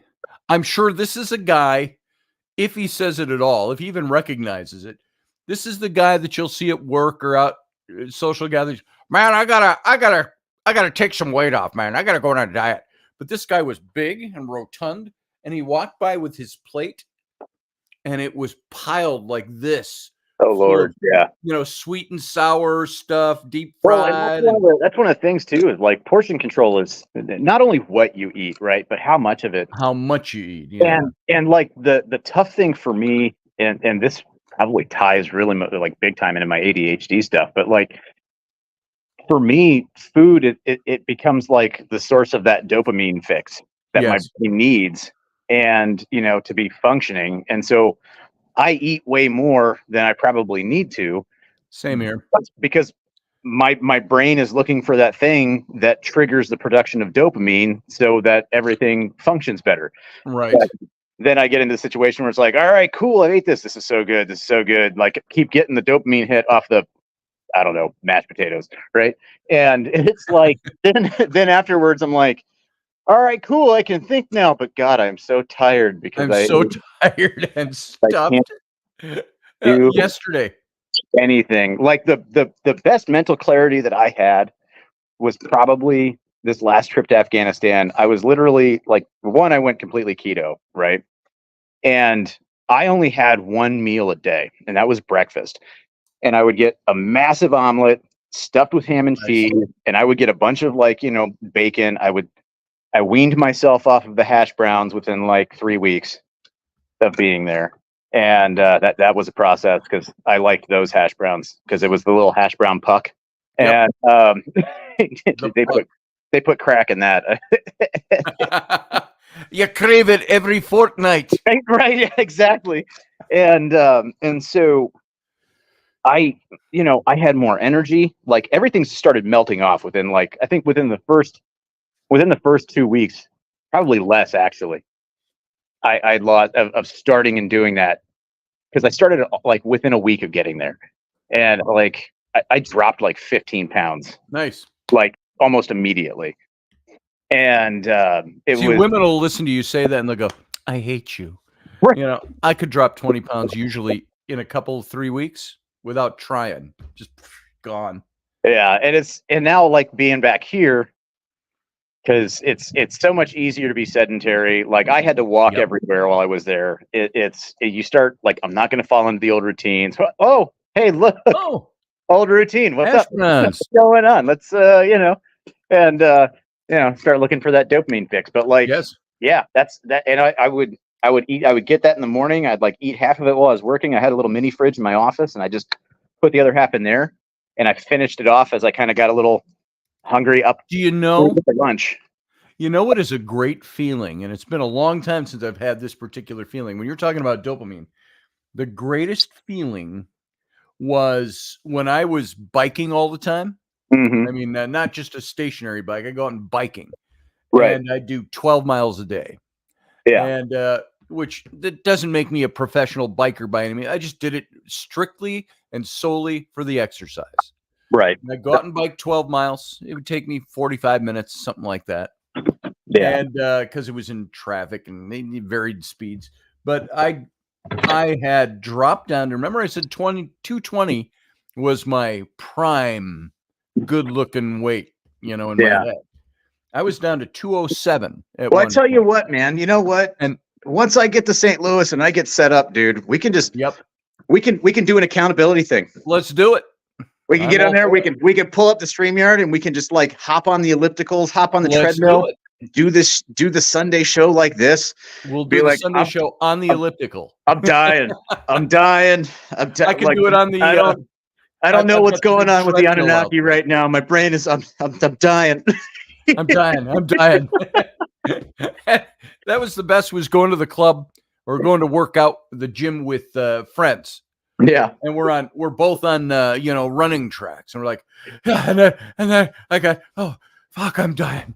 I can't go another step. Keep going, man. Keep going. And we do that for each other. But and that was like the great thing too, was like having, accountability partners are a big thing.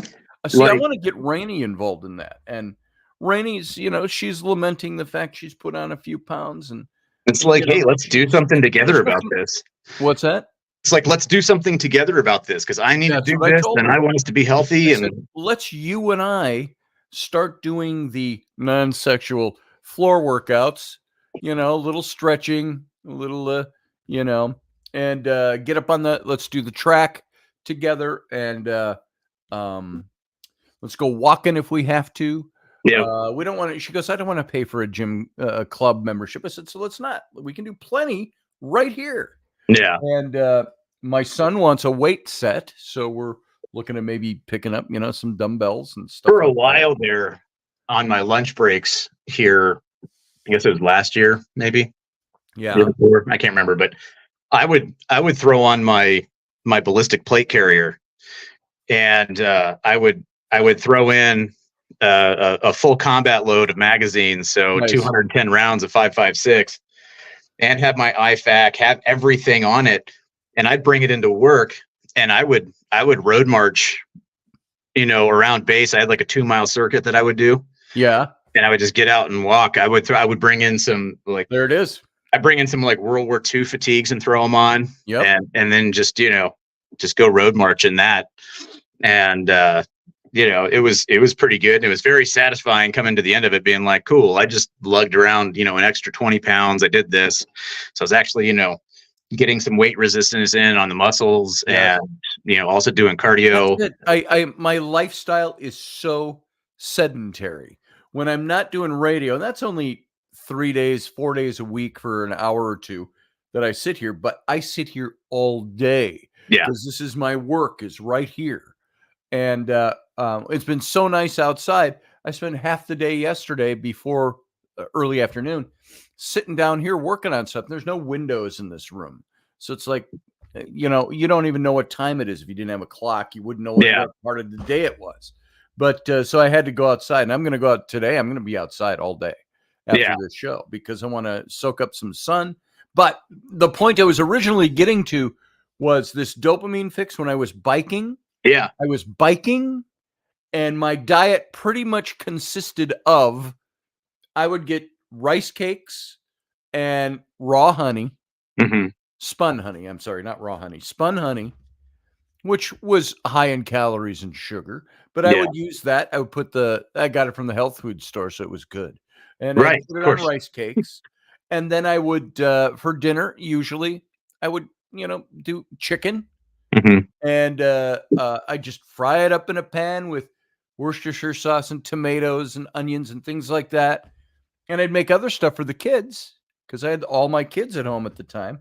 This Yeah. is just before I met Raini. And the feeling is what I was getting at. The feeling you have when you are in good shape, Mhm. not because you're a health maniac or a workout freak or anything like that, but you're Right. doing something. I had this policy in my head. If I miss one day of biking, I will miss 2. And so it's easier than to miss 3. So I biked if it was raining. I went out and did nothing stop me. I went Yeah. 3 months straight. I was a little heavier than I am now. I'm at 270 now. I was 283, Mhm. and I worked out, and I dropped down to 207 in 3 months. Yeah. Oh, Just yeah. eating that way. But now the whole thing is I wasn't on a special diet. I was working out. Right. That was the key. Not So, so much the diet as the constantly moving, and the feeling that you get yeah. is, I can't speak to it from a health expert type of point of view, and I know all the words and the language and all that. All You I just know is feel that better.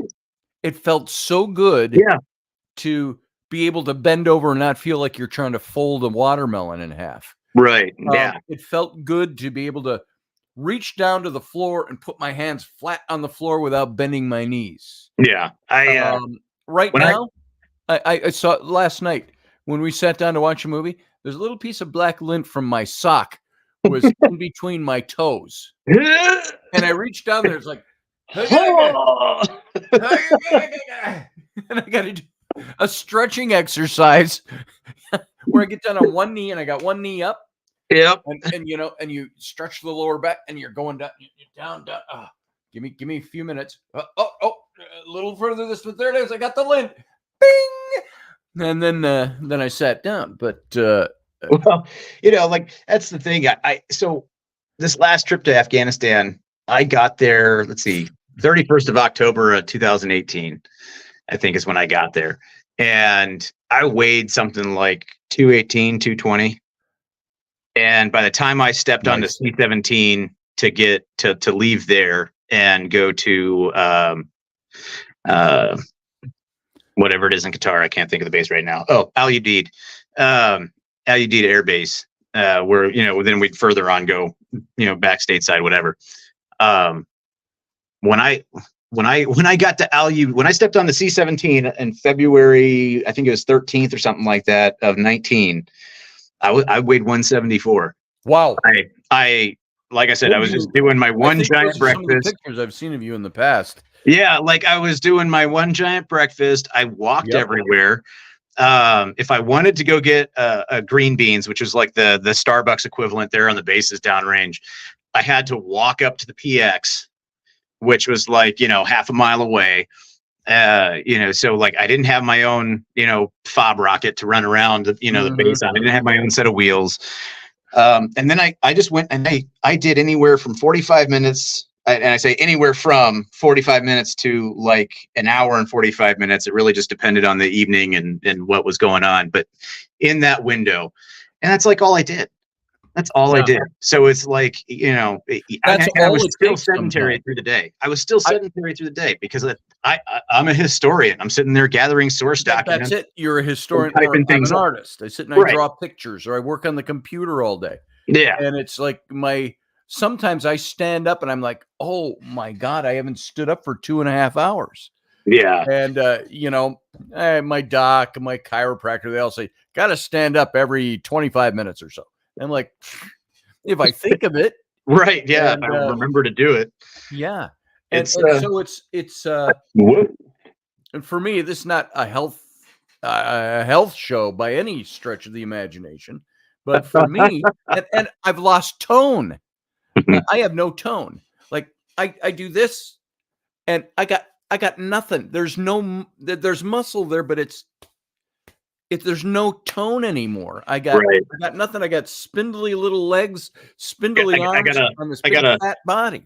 I got a whole lot of hoodie t-shirt that's covered. Yeah, I got t-shirt. The beach is that way. The sweatshirt is that's my tone and definition. It's pretty sad. But what I want to do, I see a lot of these videos where I'm not. I miss your body tone too, Steph. Needed to be said. She misses her body tone. Oh, Lord.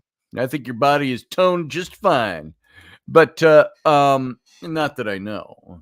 It's a guess. So I want to get into doing the workouts where instead of lifting weights, I'm using body weight. Body weight. Yeah. And so I'm push-ups, sit-ups, all the different variations of this. The chair yoga, I'd started doing that 8 months ago. Yeah. And I did it for a while, and it was okay. But I dropped off on it. But I need to do that. And I want to get Raini involved in that. So we're both doing this, and we can both get toned again and looking good and feeling good. Yeah. So. Yep. Right there with you, man. Yeah. Yeah. So yeah. But I need to back on out. So if somebody wants to come in and tag in, I need to get some stuff squared away and taken care of around here. So yeah, we've only got about 13 minutes of the show left if we go all the way to the bitter end. Right. Good to have you. Good to bounce some things off you. Good to have conversation. Always a pleasure. Always a pleasure. Sorry I haven't been quite as active busy with things. Yeah, it's moving and prepping to move and trying to get everything. It's been absolutely congrats on exhausting. selling your house, by the way. Yeah, well, I appreciate that. Thank you. We're it's not quite there yet. They accepted the offer. We got the home inspection Monday, so we still have to get to closing. I'm just praying to God that they don't find some sort of crazy thing that I never even knew about. Big crack in your foundation. If you knock 30,000 off the price, we'll take it. There's a portal to another dimension of hell sitting there in the back storage area. I mean, what? Here, look down here under this. Did you know this trapdoor was here? That goes to hell. So fingers crossed on that, and then fingers crossed on stuff with the house in and St. I know what you mean. My wife doesn't like to talk about anything. She's afraid she'll jinx it. Right. So I say, hey, we sold the house, and she'll go, oh, great, thanks a lot. Yeah. Now it's going to fall through. Yeah. Right. Yeah. All right, brother. I will catch you later. You have a fun day. I will do my level-headed best. Later, y'all. All right, folks. It's just us now. We got a few minutes left. If anybody wants to call in, you can. If you don't wanna, you don't have to. But you can see what it's like when Jason calls in. It's just fun. We just have a good time. Have a good time talking. So if you want to call in. And we'll take it from there. Otherwise, I'll talk for a few more minutes. So how's everybody liking the King David series during the week? I might stray from that a little bit tomorrow night. We might do some psychological stuff tomorrow night. Some stuff that's more applicable on a daily level for people. The stuff with King David is fascinating stuff, and I love it. It's fascinating history. So I'm talking about doing history and making it fun, making it interesting. What makes history interesting? First of all, is delivery. If you can deliver history to people listening, if you have good delivery, it makes it somewhat exciting. And if you find some great tidbits about history that we don't know, that's even more exciting. That's why I like this King David series. It's religion and history and all of that all wrapped up. So loved it. Learning new things, says Morgan Snow. That's great to hear. Thank you. And of course, by bringing up a series on David and in a sense, kind of pulling it apart and saying, this is why the biblical text probably is not right and not accurate.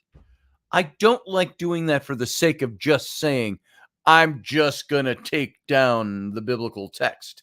I'm not an atheist. I'm not trying to prove a point or anything like that. But I'm trying to say that, look, even our biblical texts are so full of tradition and religious tradition and cherished tradition that we overlook the fact that the story might not work accurately historically. So you have to ask yourself a question then. Is the history correct or is the story correct? And so that's why I like presenting this kind of information. It's very interesting. There's a lot more to go on that series. I mean, we've covered the two big things in David's life, the sweet psalmist of Israel and the slayer of the giant. And we've talked about those two things, but his whole life in those books, there's so much more to look at with David. And you'll be reminded, if you don't know much about King David, you'll be reminded of those stories when we go back in there, and you'll hear more stories about David and the things that he went through. So it's interesting. The Bathsheba story is very interesting. So the rebellion of his sons, different sons had different rebellions at different times. David was always putting down rebellions from within his family. David was not a very good parent. His sons all wanted to rebel against him. What kind of parent was he? That's an interesting thing to look at. This man that is so cherished in Judeo-Christianity. So it's great to look at. It wasn't just the sin nature of somebody. It was David, I think, and what he brought to the table. Hey, Stephen Pup. Hello. We How were you out on a doing? ride. So I said if I stopped, I'll pop in. All right. Yeah, I take her for a ride in the Jeep. Nice. So I know it's the end of the show, but wanted That's to all say right. hello. I'm glad you did. We've got about 10 minutes left, something like that. 7 minutes left. So, what's Puppy's name? This is Mocha. She's a rescue. Mocha. Mocha. Momo. Oh, Oh, up. Hi. Hi, Mocha. I see you. and So where hello, you going? everybody All in the chat. car? I can't see anything in chat, so Uh, wanted to say hi. And Hey, you're everybody. gonna have like 80-degree weather. yes. Today. We got Yeah. storms rolling in. We got some rain coming in again. It's just nothing but rain here. It's forecast anyway. Here, let's see. Hey, Siri, what is the weather forecast? I can't tell your location because of your settings. Where would you like to hear the weather for? All right, let's try again. Hey, Siri, give me the weather for... What's the weather forecast in hell? Hold on, in hell. We'll find out. How hot does it get Hey, there? Siri, what's the weather forecast in hell? Looks like it will be cloudy in hell, Norway today. Hell, Norway. Oh, okay. So, all right, let's try again. Hey, Siri, what's the weather forecast for Somerset, Wisconsin? Expect some clear skies in Somerset, Wisconsin today. See, now it's got us in the... It's only showing here from the National Weather Service, we don't get above 68 degrees. But according to the local forecast, we're going to be at 78, 79 today. And the same tomorrow.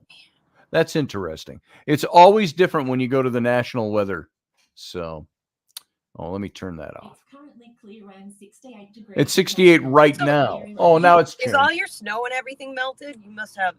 Oh, yeah. That We area. hardly had any snow this winter at all. Oh, I thought. Which is weird up here. We had one snowfall in like early December, and it didn't snow again all winter long until February. For up here, when we usually have an accumulated 8 feet of snow, Yeah, that's what I thought. we had usually nothing. It was a grassy Christmas, a grassy February. We had snow late February, I think, or early March. We had like 8 inches of snow or something like that, and it stuck around for a few days because it got cold, but then nothing. And so we haven't had snow almost all winter, and it's been off the ground now for weeks. get. Oh, So okay. it's sunny today. Right now it's 68, climbing up. It says to 70, unless that's a modified forecast. 2 days ago, they said we're going to be at pushing 80 today. So I watched this guy Ryan Hall, y'all, and he does like severe weather. He goes live. Hall, y'all? Yeah, and they do tornado hunting and stuff. He's got people on the ground, and when they get severe weather, he goes live, and there's been some severe weather going on. Wow. That's why I didn't know if you guys don't get severe weather like We're that, do supposed you? to have severe thunderstorms this week. They're Okay. talking about storms Wednesday and on through the weekend, I think. But yeah, we get extreme. We get tornadoes and all that stuff. Oh, really? Scott Allen says the weather's great here in North Carolina. I just got back from an outdoor nude yoga session. What? I'm not going to do nude yoga. Nude yoga. What is that? That's where all your dangly bits dangle when you're doing the.